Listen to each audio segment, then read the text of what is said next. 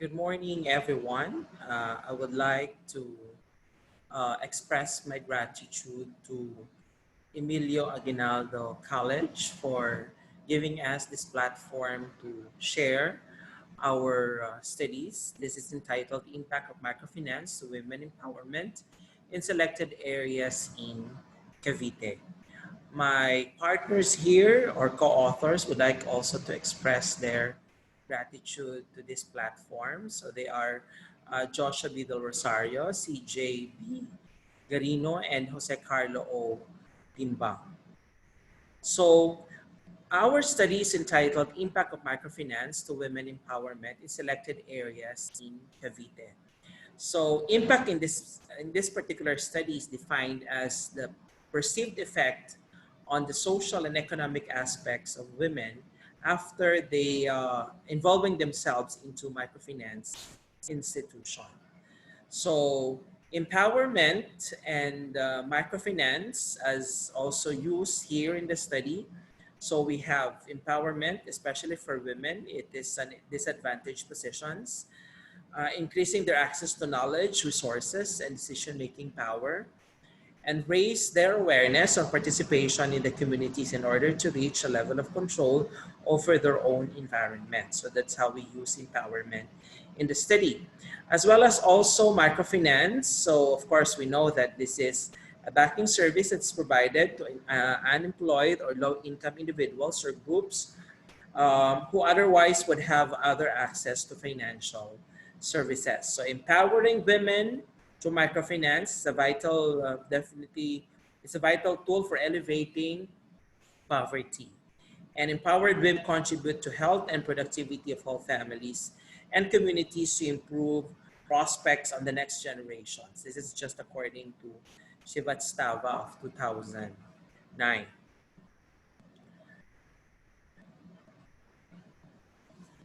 So just to give you a little background of our study, so of course, our real purpose here is to really determine the impact of microfinance to women empowerment, especially on the aspects of social and economic aspects. So under that, we have three indicators. And empowering women through microfinance will definitely create a positive impact that entails women empowerment. So um, a lot of studies are, uh, discussing about this or done, no, and let's see the result later. And on our own study. And of course, microfinance has been a continuously growing industry that a lot of financial institutions are taking part of. And most of these institutions are mainly on the business to help out in a community by providing resources to households in low income. And it has been observed that most of the people involved in microfinance are women. And it seems like they are empowered when joining such endeavor. And of course, no, microfinance proves that they are part of the larger movement whose objective is to create a world in which everyone, especially the poor or socially marginalized people, um, a wide range of affordable financial products and services, of course, including savings, um, payment services, and even fund transfers. So this microfinance aims to give impoverished people an opportunity to become self-sufficient.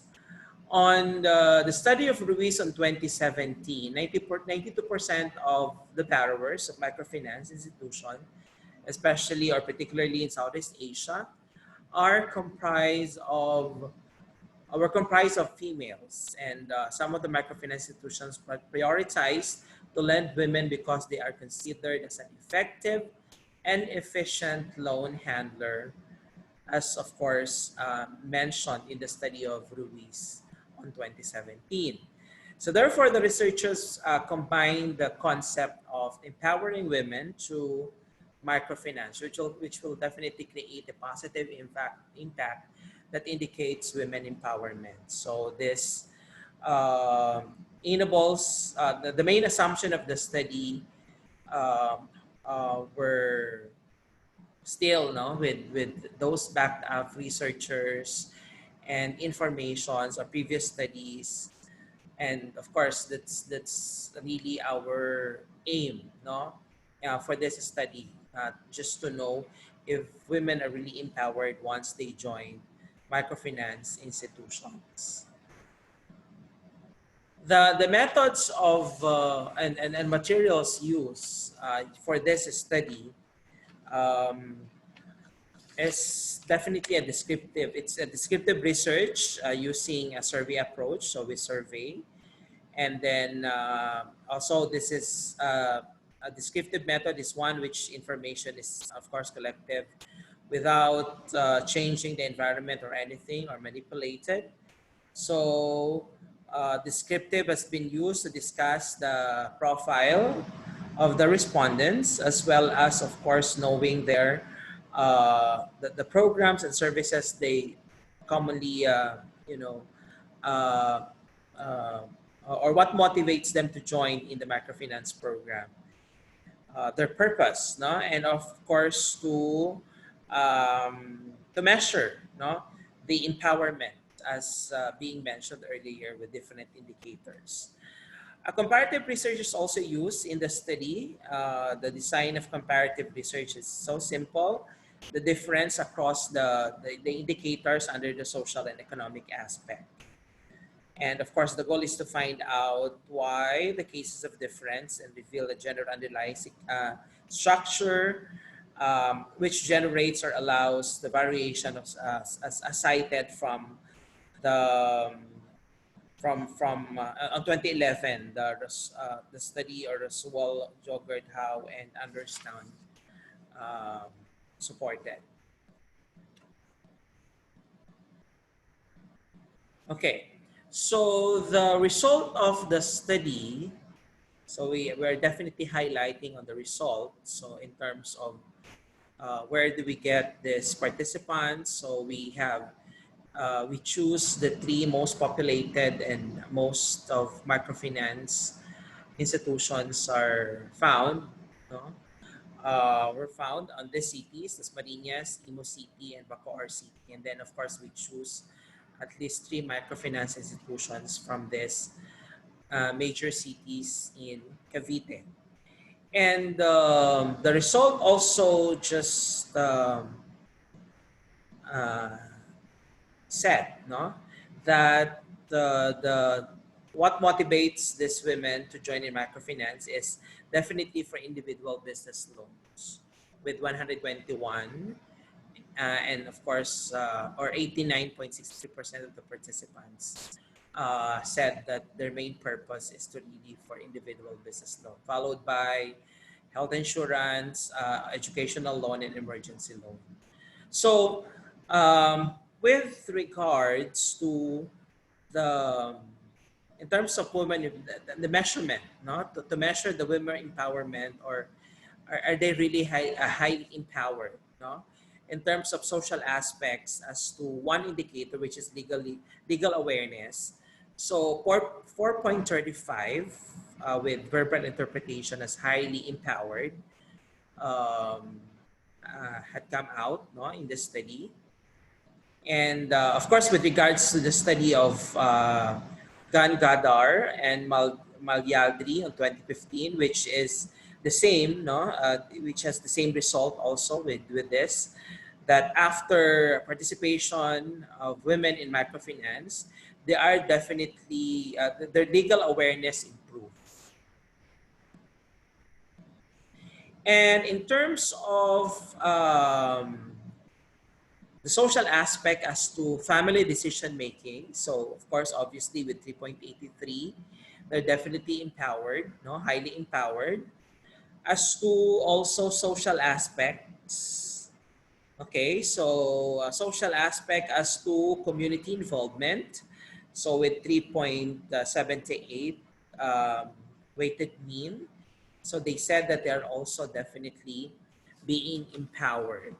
So, with this approval, no, to the study of Swain Wallentin, same result has just um, uh, arrived by women are empowered by participating in microfinance program in the sense that it tends to break the existing gender norms and culture that hinders their ability to develop and make choices, especially for their family. As Nguyen on 2018 would also say that participants are highly empowered in community involvement by being part of the microfinance program. It requires time for a person to get more involvement in the community and gain more special or social capital. So with this, he concluded that receiving credits from microfinance does not directly imply that borrowers will be immediately more active or engaged in the community.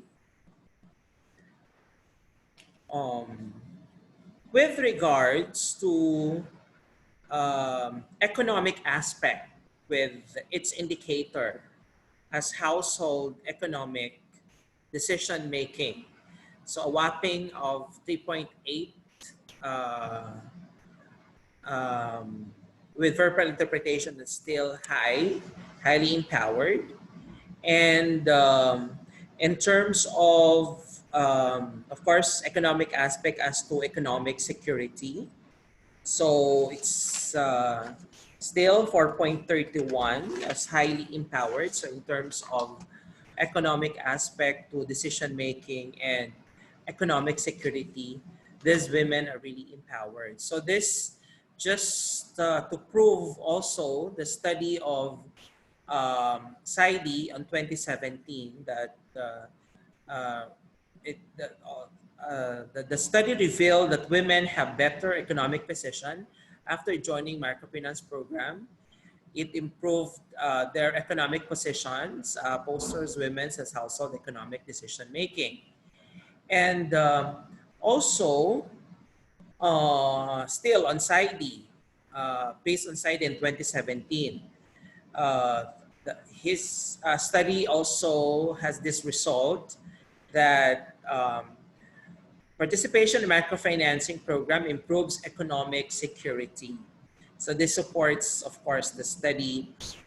It's indicating that microfinance does help increase the assets of the borrowers.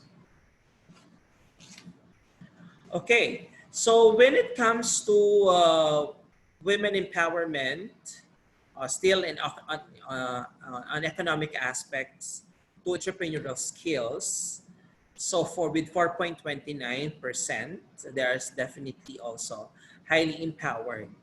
And this would only just say that participation in microfinance empowered entrepreneurial skills after being involved in microfinance programs. So this study is being supported by Waihaka, Marangu, and Ngondo in 2014. That the entrepreneurship development such as financial and management counseling as well as workshop entrepreneurial skills and seminars offered by microfinance influence growth in the enterprise. Okay, so with the multiple pairwise comparisons of the main satisfaction ratings of the indicators under social aspects and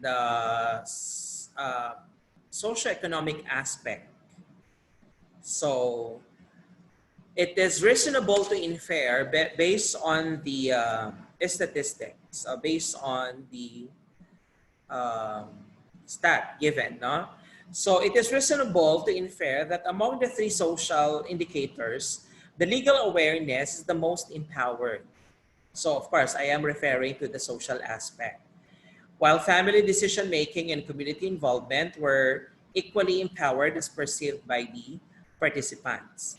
And for the economic aspect indicators, the economic security and entrepreneurial skills are the most empowered, um, while household economic decision was the least empowered as perceived by the participants.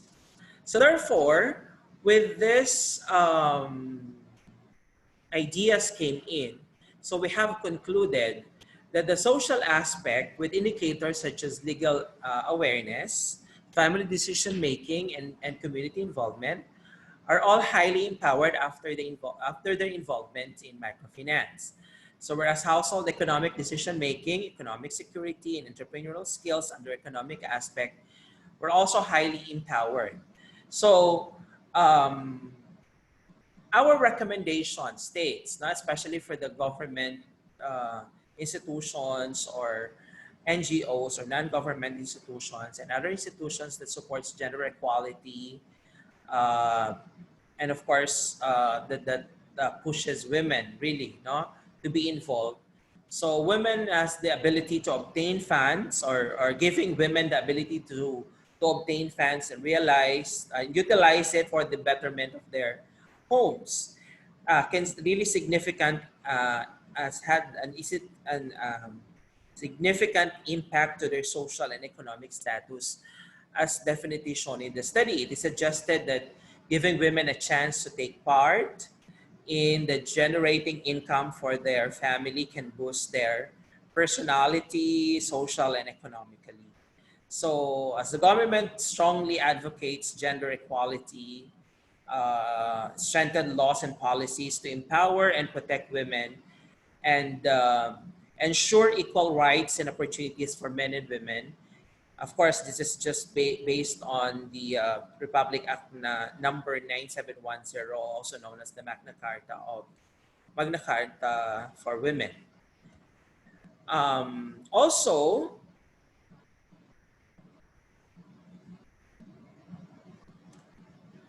um, it can also be concluded that indicators under social aspects, legal awareness is the highest level of empowerment that is statistically differs from the two indicators, which has no significant difference on their mean ratings.